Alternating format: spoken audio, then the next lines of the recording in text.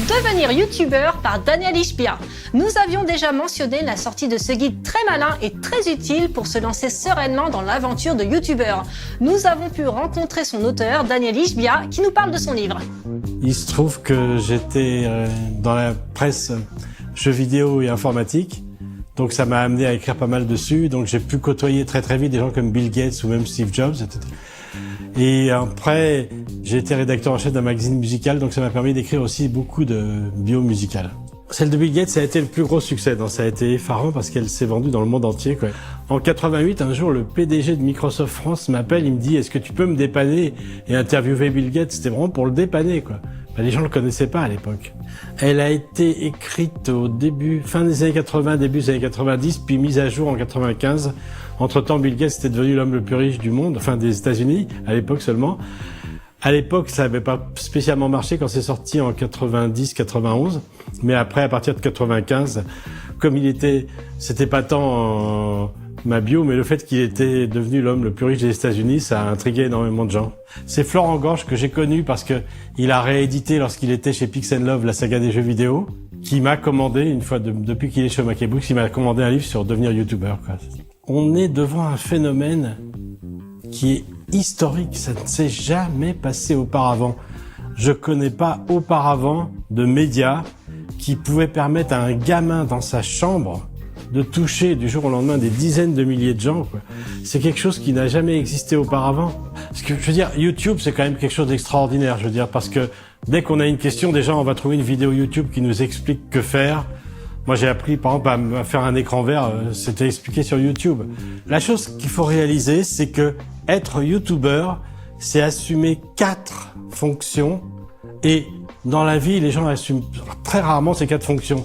Je veux dire, il faut être réalisateur, il faut être acteur, il faut quelque part être scénariste, enfin pouvoir faire un storyboard, et puis il faut être monteur. Souvent, quand les internautes commencent, c'est assez primitif, mais progressivement, ils achètent du matos, ils commencent à faire du montage. Enfin, on voit Norman, c'est un bon exemple, on voit ce qu'il faisait je crois qu'il a commencé vers 2007, 2008, je sais plus. Et puis ce qu'il fait de nos jours, c'est vraiment, on sent qu'il a appris le métier. On est maintenant en 2017, il faut améliorer énormément la qualité parce que maintenant, le niveau de qualité des grands youtubeurs a énormément progressé et on peut plus se permettre d'avoir des vidéos trop minimalistes, quoi. Sauf si c'est les faire chercher. Il y a un autre point sur lequel il faut veiller, c'est qu'une vidéo toute seule, elle ne sert à rien si on la trouve pas. Il faut savoir une chose, c'est que Google ne va pas analyser la vidéo. Il va pas analyser l'image pour voir ce qu'il y a dedans. La seule chose que Google analyse, c'est du texte. Donc, mettre des sous-titres, mettre un descriptif très long, trouver des mots-clés adéquats, et je donne une technique dedans assez marrante pour trouver des bons mots-clés. Il y a une chose qui est bonne à savoir, c'est que YouTube ne compte une vue que si une vidéo a été regardée aux 3/4. Donc, il faut mieux privilégier les formats courts si on veut avoir beaucoup de vues.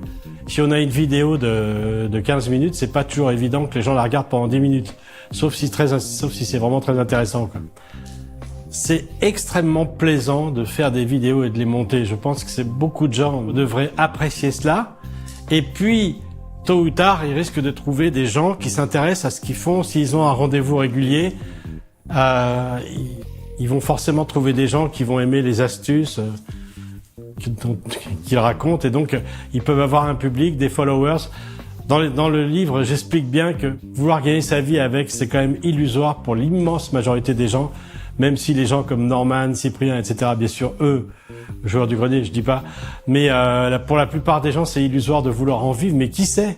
Rien n'est impossible. Pour moi, ce livre s'adresse aussi bien à la personne qui veut se lancer sur YouTube, qui est un peu désemparée en 2017, il se dit « Qu'est-ce que je fais ? Je commence à zéro », mais également à la personne qui a une chaîne et qui voudrait la développer, et à celui qui voudrait améliorer la qualité de sa chaîne. Pour moi, YouTube, c'est la télévision. Je sais pas.